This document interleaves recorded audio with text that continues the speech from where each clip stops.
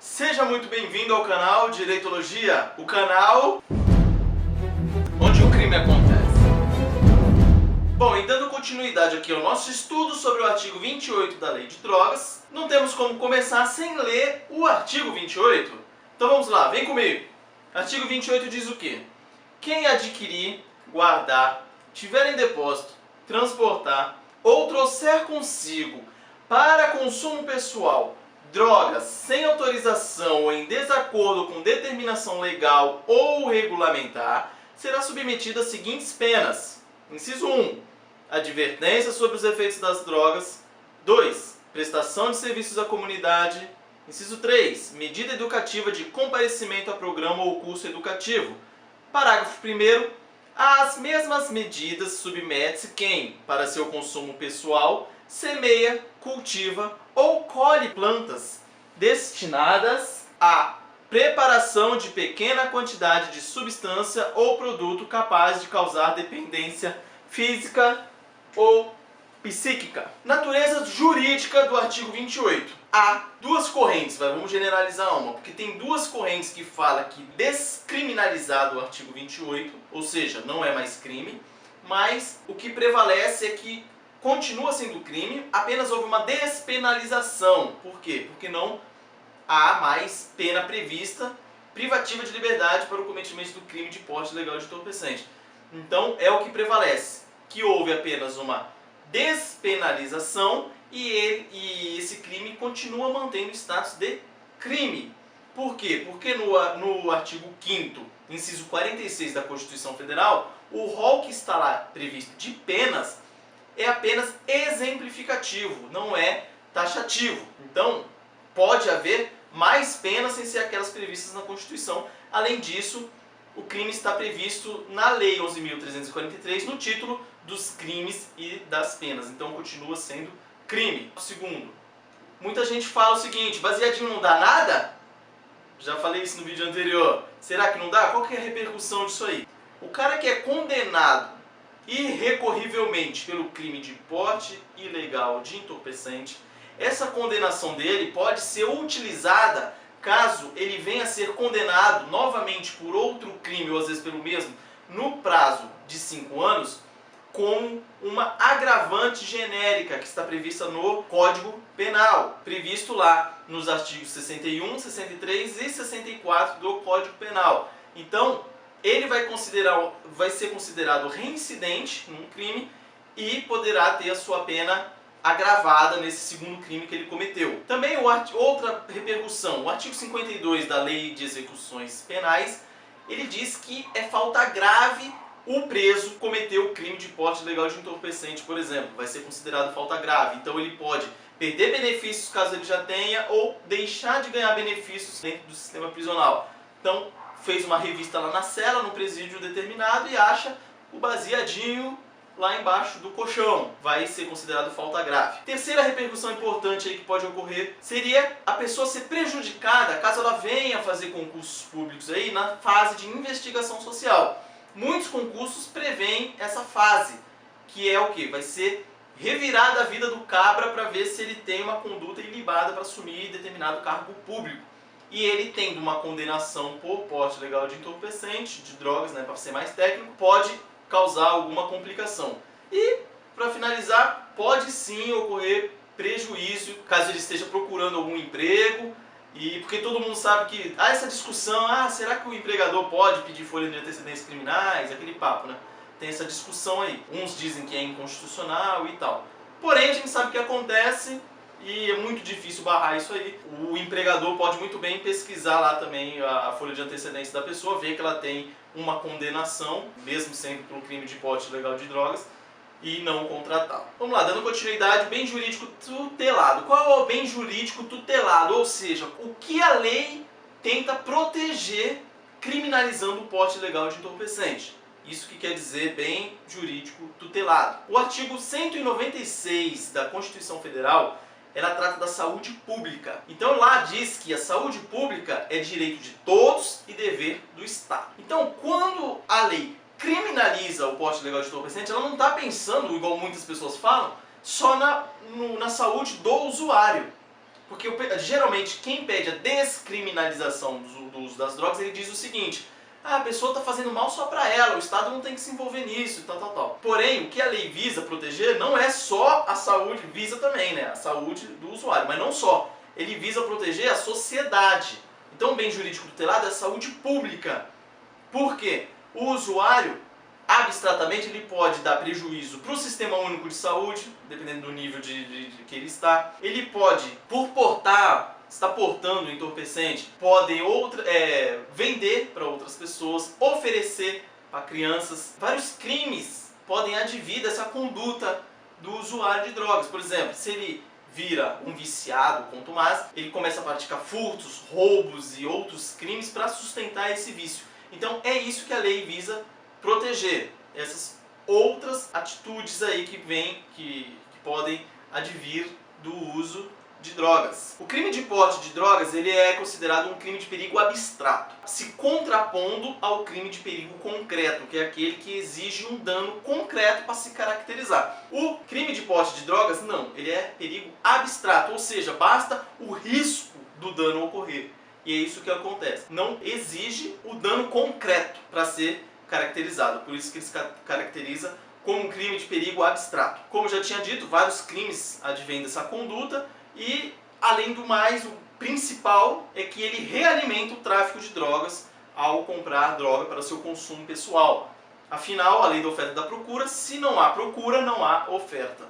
Então, isso é o que podemos falar a respeito dos bens jurídicos tutelados pela lei. Dando continuidade, princípio da insignificância. O que é esse princípio da insignificância?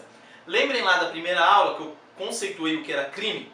Seria um fato típico, mas ilícito, certo?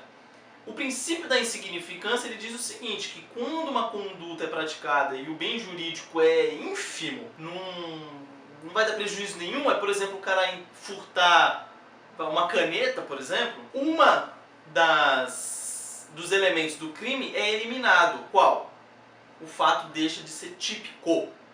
Então, há a atipicidade, então não soma com a ilicitude, ou seja, não é considerado crime. Muitas pessoas já alegaram o princípio da insignificância pela quantidade ínfima de entorpecente que a pessoa está utilizando ou está portando e tudo mais. Porém, o STJ já diz que não cabe o princípio da insignificância no caso do porte de drogas.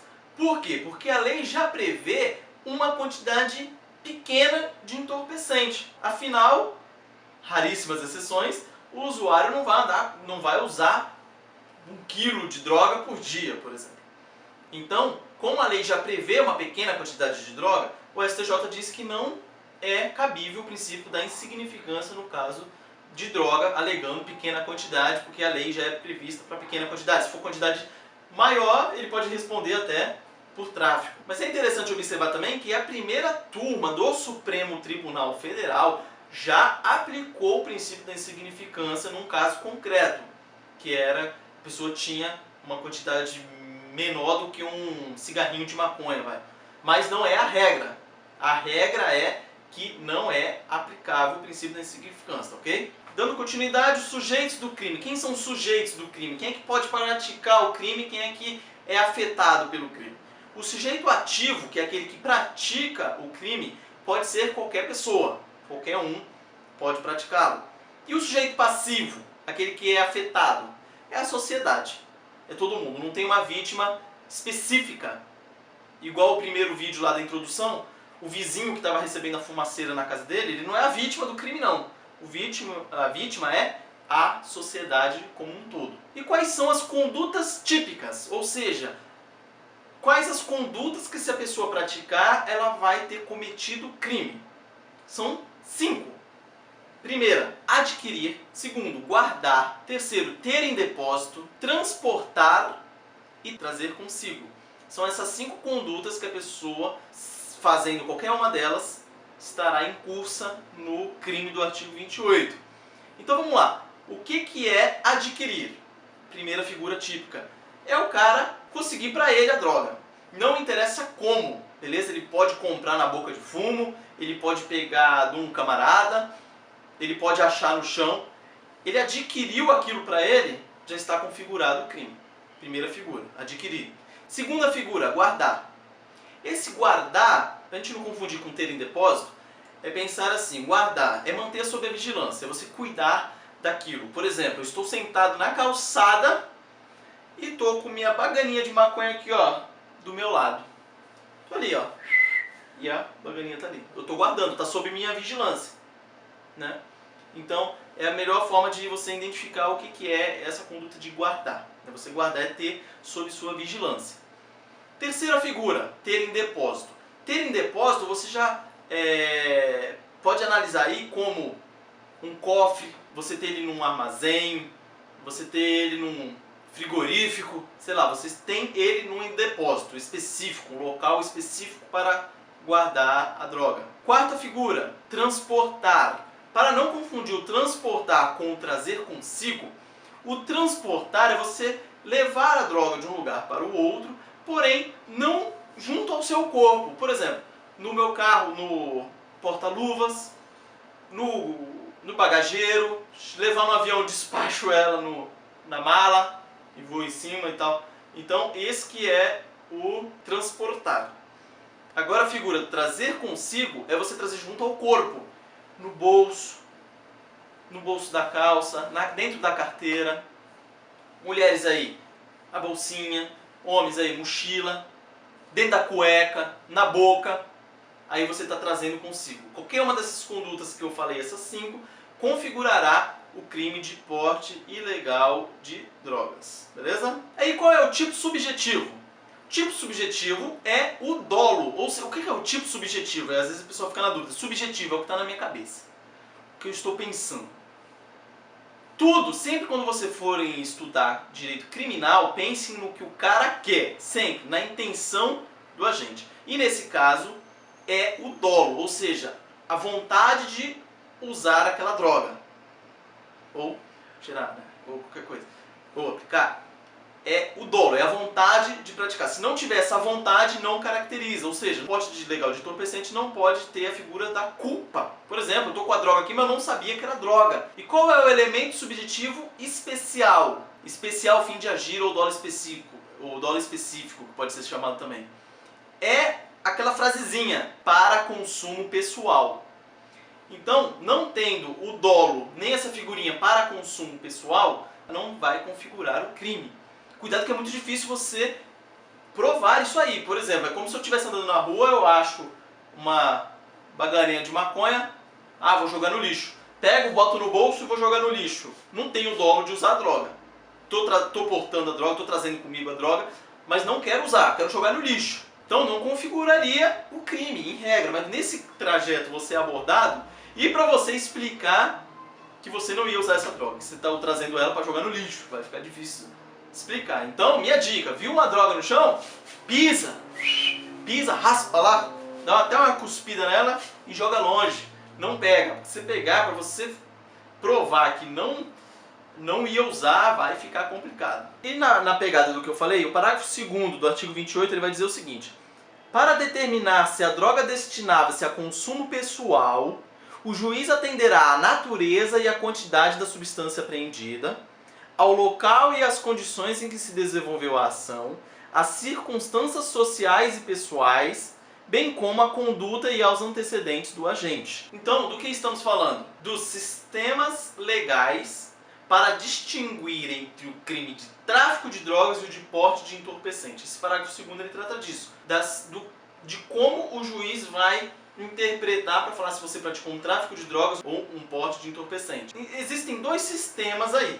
Tem o sistema de quantificação legal e o sistema de quantificação judicial. O sistema de quantificação legal é aquele que prevê na própria lei a quantidade de droga para se caracterizar o tráfico ou o porte. Então é como se falasse assim a lei. O cara foi pego com 1 kg de droga, é tráfico. Menos de 1 kg é porte. Tá? Não é utilizado no Brasil aqui. A nossa legislação ela adota o sistema de quantificação judicial, que é o que eu acabei de falar. O juiz, o que ele vai fazer? Ele vai analisar algumas circunstâncias para ver se aquilo lá é tráfico ou se é droga. Porque se fosse a quantificação legal, todo mundo sabe que o aviãozinho leva pequenas quantidades de droga para lá e para cá. Então, nunca a pessoa ia ser considerada um traficante, ia ser sempre um usuário, porque estava sempre com uma quantidade pequena de drogas. Mas o que a gente tem que analisar que é importante? Vamos dar uma olhada lá. Natureza e quantidade da substância apreendida. Ou seja, a natureza, que tipo de droga foi apreendida e a quantidade da substância apreendida. Isso vai ter que ser analisado. Se foi uma quantidade grande, se foi uma quantidade pequena, isso vai ter que ser analisado. Segunda coisa que deve ser analisada, o local e as condições da ação. Por exemplo, então a pessoa foi pega com pouca quantidade de droga, mas ela está na esquina de uma escola. Está com a droga toda embaladinha. Ah, eu tô com uma bacaninha de maconha no bolso, mas eu tô com uns R$1.000 no outro bolso, tudo em nota pequena, trocadinha. Então é isso que vai ser as condições da ação e o local. Isso vai ter que ser analisado. Terceiro, as circunstâncias sociais e pessoais do agente. Circunstâncias sociais e pessoais do agente. Ou seja, o cara é pobre e está carregando uma quantidade grande de droga. Ou ele é pobre e está carregando muita quantidade de dinheiro, pouca quantidade de droga, mas muito dinheiro, trocadinho e tal. Então, circunstâncias sociais aí. E, para finalizar, conduta e antecedente do agente. Ah, foi condenado já por tráfico? Já foi condenado por porte de entorpecente? Então vai analisar aí a capivara da pessoa aí que foi pega. Dando continuidade, o elemento normativo do tipo, ele é o seguinte: se não tiver esse elemento, não é caracterizado o crime. Qual é o elemento normativo do tipo? Portar sem autorização ou em desacordo com determinação legal ou regulamentar. Então, é ele não ter autorização ou estar em desacordo com determinação legal ou regulamentar. Por quê? No Brasil é permitido o estudo de drogas. Então, é até meio absurdo falar, mas é bom. É como se a pessoa está num laboratório fazendo um experimento lá com droga, então ele tem autorização para aquilo e ser preso por porte de droga, por exemplo. Então, tem que ter essa figura. A pessoa tem que estar portando aquele entorpecente lá, ou praticar qualquer uma das figuras típicas, sem autorização, lógico. Ah, o cara da polícia científica está levando a droga de um local até a polícia científica para fazer a perícia. E nesse trajeto aí ele é preso por porte, não tem um fundamento. Então, ele tem que cometer as condutas em desacordo com determinação legal ou regulamentar e tal. Beleza? Aí chegamos numa figurinha importante aí, que é o porte legal de drogas equiparado, previsto no parágrafo 1º, que diz o seguinte, que incide nas mesmas penas do caput lá, do artigo 28, que é o porte legal de entorpecente, quem cultiva, semeia e faz a colheita da planta destinada à produção da droga. Então, esse crime do parágrafo 1º ele vai receber o nome de cultivo de drogas para consumo pessoal. O que é semear? É você jogar semente no solo lá na terra fofinha, visando aquilo lá crescer. O que é cultivar? É você garantir as condições para aquela planta crescer. É regar, botar um leitinho, conversar com a planta, fazer ela crescer. E terceiro, fazer a colheita é passar a foice na planta, destinada à produção de pequena quantidade de droga para consumo pessoal. E isso tem que ficar bem claro, porque não podemos confundir pequena quantidade de planta com pequena quantidade da droga produzida por essa planta. Então, eu posso ter 50 pés de maconha, vamos supor, e essa quantidade só produziria um baseadinho. Então o cara vai estar em curso no crime do porte legal de entorpecente, do 28. Agora, se é 50 pés de maconha, mas isso aí produz 1.000 kg de droga, então o cara vai rodar no tráfico. O objeto material desse crime é a planta, que é a matéria-prima para a preparação da droga. E o elemento normativo implícito, porque lá no caput ele é expresso, aqui ele é implícito, é o quê? Cultivar, plantar, colher plantas destinadas à produção de droga, blá blá blá, sem autorização ou em desacordo com determinação legal ou regulamentar. É o mesmo lá. Sem autorização ou em desacordo com determinação legal ou regulamentar. É a mesma lá do caput. Quais são as penas previstas para o porte legal de drogas? Inciso 1. Advertência sobre os efeitos das drogas. 2. Prestação de serviços à comunidade. 3. Medida educativa de comparecimento a programa ou curso educativo. Essas penas serão aplicadas à pessoa que cometeu o crime de porte ilegal de drogas. Vamos lá, o artigo 42 da Lei de Drogas, ele fala o seguinte, que na hora de aplicar essa pena aí, deve ser observada a natureza e quantidade da substância ou do produto, a personalidade e conduta social do agente, sem prejuízo do artigo 59 do Código Penal ser aplicado subsidiariamente. O que fala esse artigo 59 do Código Penal? A gente vai ver ele mais detalhado mais pra frente. Mas lá, o artigo 59 ele é o seguinte, ele traz o que deverá ser analisado na hora de ser aplicada a pena. Lá no Código Penal, no genérico, qualquer crime que o cara cometeu. Então, a gente vai estudar aqui depois as fases da aplicação da pena, mas a primeira delas é ser analisada as circunstâncias judiciais, que é o que está previsto lá nesse artigo 59 do Código Penal. E lá, o que vai ser analisado? A culpabilidade, os antecedentes, a conduta social, a personalidade do agente, os motivos do cometimento do crime, as circunstâncias e consequências desse crime, bem como ao comportamento da vítima. Então, o artigo 42 da Lei de Drogas vai ser aplicado, vai ser analisado na hora de aplicar a pena, e subsidiariamente pode ser analisado também o que está previsto no artigo 59 que eu acabei de falar aí. E aí, com relação à pena ainda, para exasperar a pena, ou seja, para aumentar a pena,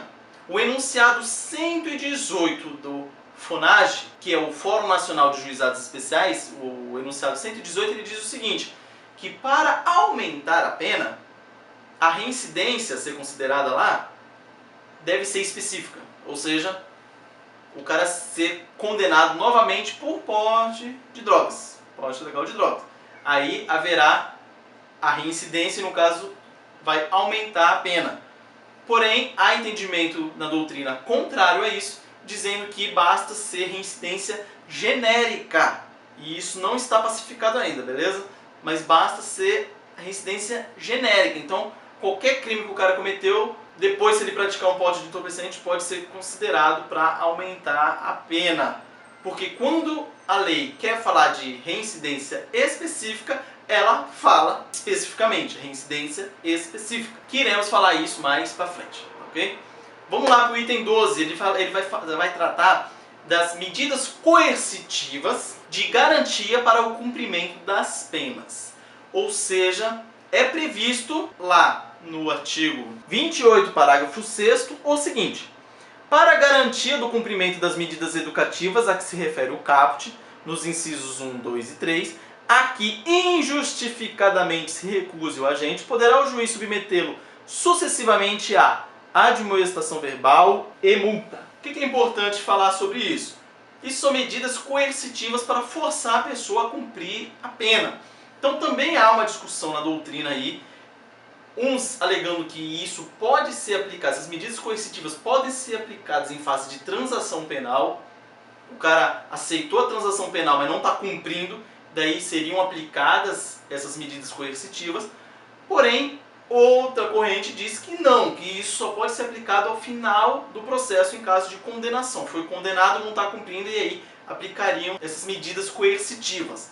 Eu acho mais aplicável esse segundo entendimento aí. Por quê? Porque se você aplica as medidas coercitivas na fase de transação penal, você está violando o princípio do devido processo legal, porque é uma medida coercitiva para forçar a pessoa a cumprir uma pena, mas a pessoa não foi condenada ainda na fase de transação. Então, ao meu ver, deve ser aplicado apenas no final, quando ele foi condenado. Mesmo porque na fase de transação, o acordo que é feito entre a pessoa ali, o autor do fato, e o Ministério Público, ele pode aceitar ou não. Então esse acordo, se o cara fala assim, não, eu vou querer provar minha inocência, eu não vou aceitar o acordo. Se ele não aceitar o acordo, o processo corre. Então não teria por que aplicar uma medida coercitiva na fase de transação, mesmo porque a transação é voluntária. Se ele falar que não quer cumprir, o processo corre.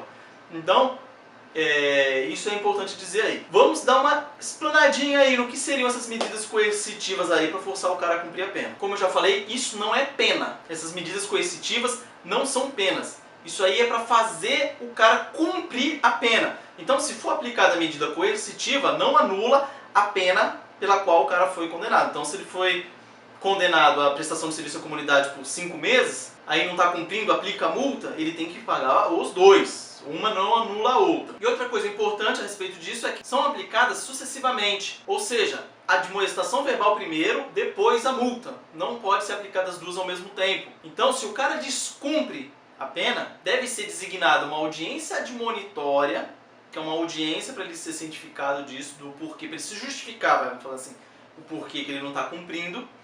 E nessa audiência será, se o juiz entender que não tem justificativa, aplica a admoestação verbal. É uma bronca. Fala, ó, se você não cumprir, você vai tomar uma multa aí, viu?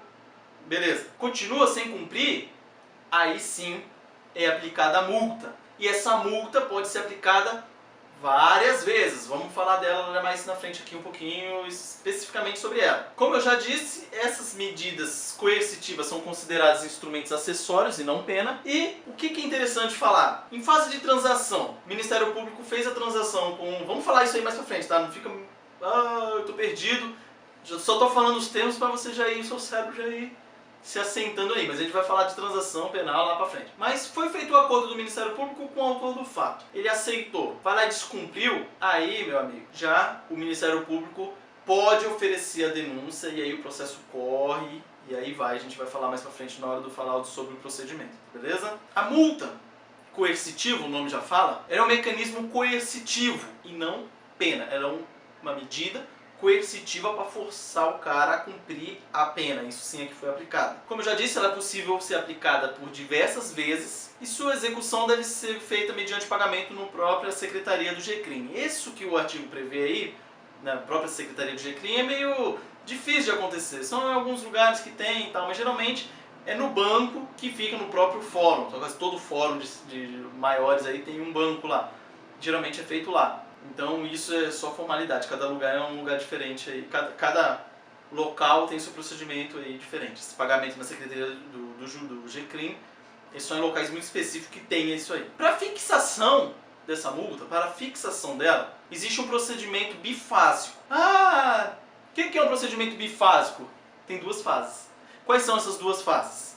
Primeira, número de dias multa. Segundo, valor do dia multa. Como que o juiz vai aplicar esse número de dias multa, que deve ser aplicado entre 40 e 100 dias multa. Então ele vai aplicar o mínimo 40 ou o máximo 100 dias multa, dependendo da reprovabilidade da conduta. Qual reprovabilidade? Do cara não cumprir a pena. Então, essa reprovabilidade não é da conduta em si lá do porte de entorpecente. Essa reprovabilidade é da recalcitrância dele em cumprir a pena que foi aplicada a ele. Tá beleza? Fazendo corpo mole, sei lá, qualquer coisa. Então é aí que ele vai analisar como aplicar essa multa aí. E a segunda fase, que é o valor do dia multa, aí é analisado o poder econômico do agente. Quanto que ele possui. Porque se é um cara que tem muito dinheiro e se aplica o mínimo, pra ele, ó, não vai fazer diferença nenhuma. Ou se o cara é muito pobre e se aplica uma pena muito alta, aí você lasca o cara. Então, deve ser analisado. E nessa segunda fase aí, quais são os limites? É de 1/30 até 3 vezes o valor do maior salário mínimo vigente, tá? Então vai de 1/30 do salário mínimo até 3 vezes o valor do salário mínimo. Como não é pena, é apenas uma medida coercitiva, esse valor aí deve ser analisado, o valor do salário mínimo na data da decisão aí, tá? Não é na data do fato, igual acontece quando é aplicada a multa penal, como pena, multa, pena.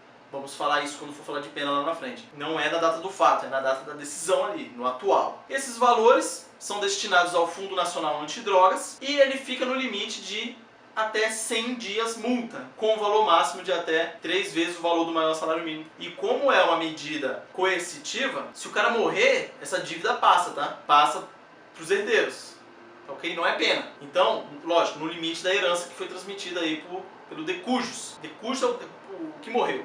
Presumo. Aí, dando continuidade, vamos falar sobre o tratamento especializado não compulsório. Está previsto lá no parágrafo 7º do artigo 28, que ele diz o seguinte: o juiz determinará ao poder público que coloque à disposição do infrator, gratuitamente, estabelecimento de saúde, preferencialmente ambulatorial, para tratamento especializado. Ou seja, isso aí diz que o juiz deverá determinar ao poder público que coloque à disposição dele esse tratamento ambulatorial. O que é um tratamento ambulatorial? É aquele que ele não fica internado.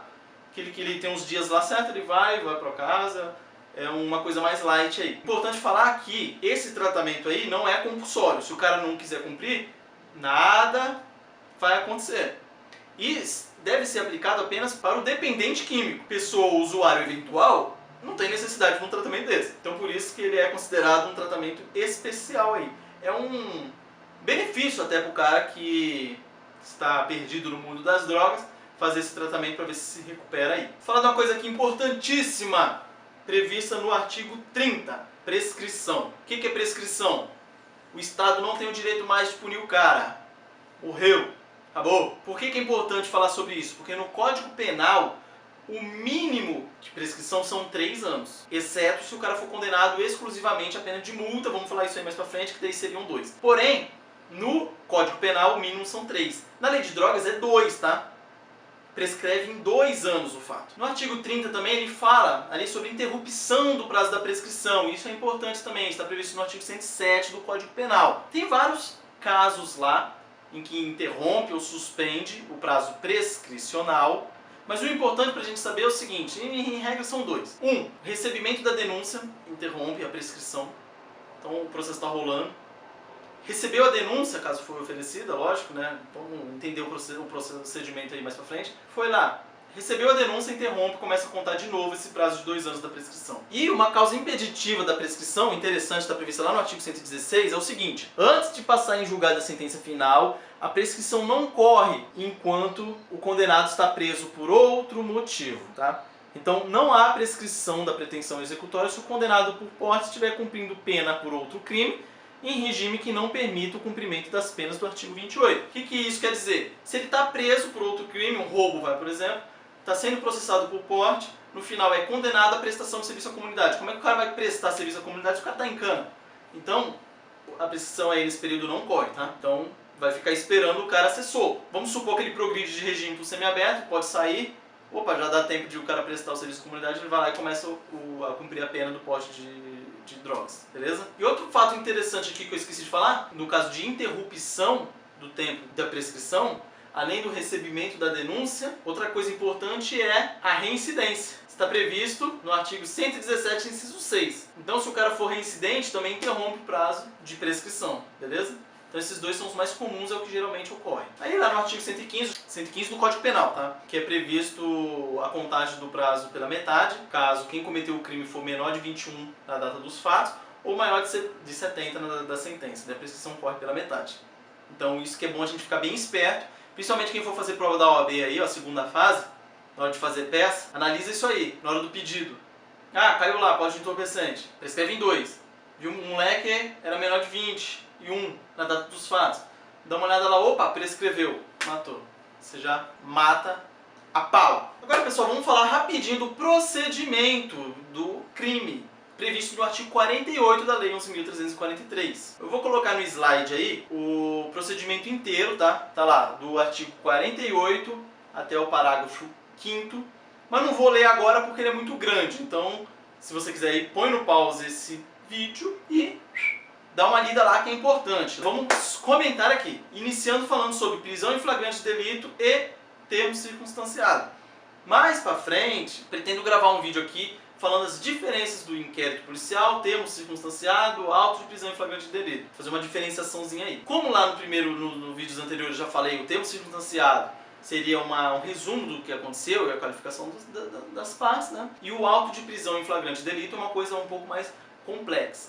E esse auto de prisão em flagrante de delito não se impõe ao usuário, tá? Outros crimes, está previsto lá na Lei dos Juizados Especiais Criminais, a 9.099, outros crimes, se a pessoa vai presa, vai estar lá na delegacia, e se recusa a comparecer no GCRIM quando intimada, aí se imporá a prisão em flagrante de delito para essa pessoa. Nem que prenda ela e arbitre fiança, ela paga e vai embora. Mas será feito o auto de prisão em flagrante de delito. Agora, para o usuário, não. Nem se ele se recusar a comparecer ao GCRIM, será imposta o auto de prisão em flagrante de delito, será elaborado o auto de prisão em flagrante de delito, muito menos levado ao cárcere. Nunca não será preso de jeito nenhum. Porque nem na pena está previsto prisão, quanto mais na fase antecessória aí. E o que também é importante falar sobre isso, que mesmo ele não podendo ser preso, ele pode sim ser conduzido coercitivamente, tá? Foi pego igual o primeiro vídeo de introdução, foi pego lá no flagrante, porque era um flagrante, só não vai ser elaborado o auto de prisão em flagrante. Tem uma diferençazinha aí. Mas lá no exemplo, ele estava em flagrante, foi pego cometendo um crime. É flagrante delito. Pode, como deve ser conduzido coercitivamente. A mesma coisa se ele falta, por exemplo, na audiência de monitória. Ele pode ser conduzido coercitivamente para essa audiência também, para tomar uma bronca lá do juiz, tá? Continuando, transação penal, já tinha falado anteriormente. O que é a transação penal? É uma proposta que o promotor de justiça faz numa audiência, onde está previsto, então, onde está presente lá o juiz, o promotor de justiça, o defensor do autor do fato, o autor do fato, e o promotor de justiça faz a proposta para o autor do fato. Qual? Ele começar imediatamente a cumprir uma pena restritiva de direito. No caso aí do 28, as mesmas 3 penas lá. Advertência, prestação de serviço de comunidade e comparecimento a curso. Lembrando que ele pode aplicar mais de uma, tá? Não precisa ser especificamente uma. Só prestação de serviço à comunidade. Ele pode, por exemplo, aplicar advertência e mais prestação de serviço à comunidade, ou prestação de serviço à comunidade mais frequência a curso. Nada impede de aplicar mais de um. A aplicação, é importante falar, da prestação de serviço à comunidade e frequência a cursos educativos e tal, não pode ser aplicado por mais de 10 meses, tá? Se o cara é réu primário, é no máximo por 5 meses. Se ele é reincidente, no máximo 10 meses. Tanto na condenação quanto na fase de transação. Não pode ultrapassar esses 10 meses. Se o juiz discordar da proposta que o Ministério Público fez por autor do fato, ele não pode diminuir a pena nem aumentar, tá? Ou a transação, no caso, não é pena. Ele não pode nem diminuir nem aumentar essa transação. O que ele deve fazer?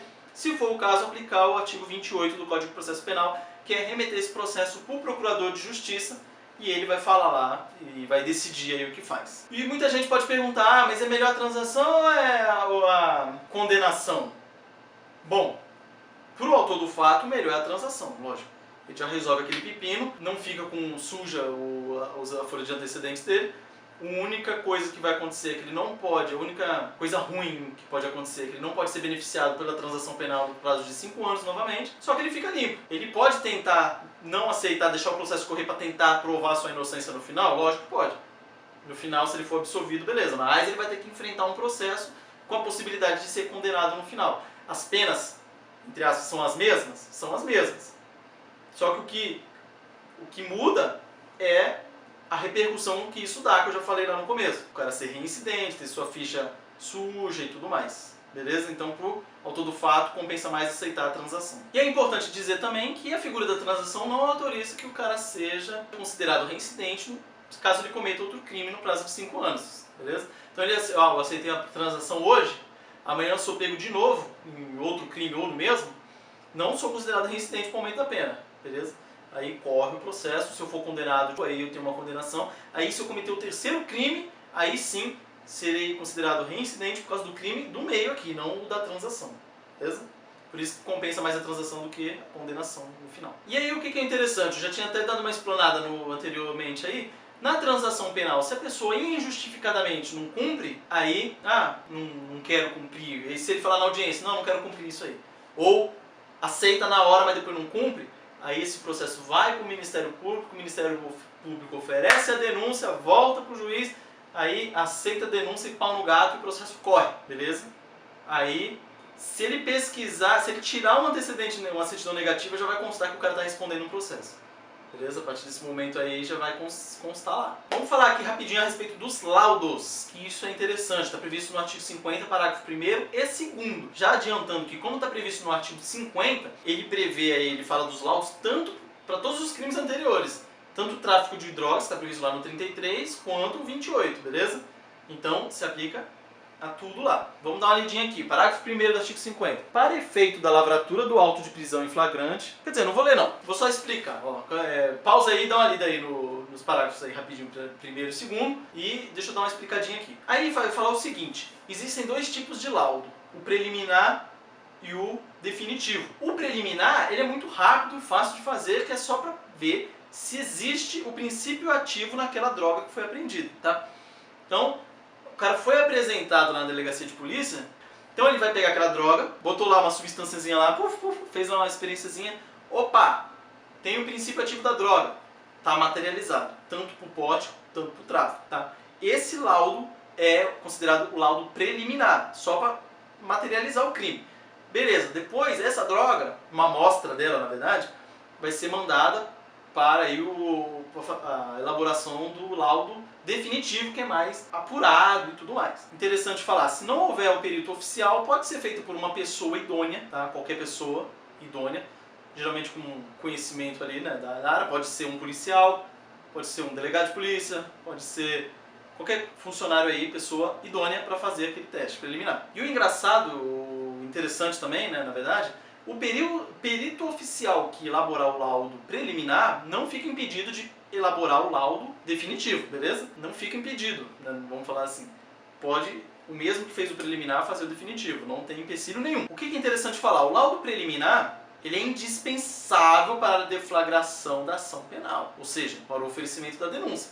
Se a denúncia for oferecida pelo Ministério Público sem os laudos, no mínimo o laudo preliminar, o laudo de constatação, segundo alguns, essa denúncia deve ser rejeitada pelo juiz, extingue o processo, beleza? Tem que ter no mínimo o laudo de constatação, o laudo preliminar. E aí é previsto lá no artigo 56 do CAPT, que na ocasião do recebimento da denúncia, o juiz deve requisitar o laudo definitivo, caso ainda não tenha sido juntado no processo. Beleza, terminou aqui uma explicação mais detalhada aí a respeito de cada etapazinha. Pretendo ainda gravar o próximo vídeo, o último, referente ao artigo 28 da Lei de Drogas. E o importante é que eu fui bem devagarinho esmiuçando esse artigo 28, porque vai servir muitos conhecimentos adquiridos aqui, vai servir para explicar os outros crimes também, beleza? Então, estamos seguindo aqui o cronograma. Teve um vídeo introdutório do clipe, aí o primeiro vídeo do resumo, esse vídeo da explicação, e pretendo gravar o último vídeo, que é a respeito das dicas, algumas curiosidades referentes ao artigo 28,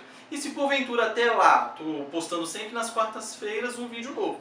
Então, até lá, se houver dúvidas, vocês deixarem aí na descrição do vídeo, pretendo responder nesse terceiro vídeo lá, tá beleza? Então, se você não é inscrito ainda no canal, se inscreva clicando aqui nesse negocinho vermelho aqui escrito inscreva-se, ou se você tiver em dispositivo móvel, na parte de baixo aí deve ter um inscreva-se aqui.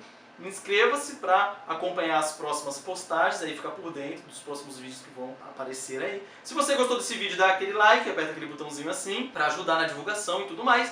Se achou legal, compartilha aí no meio da galera do direito.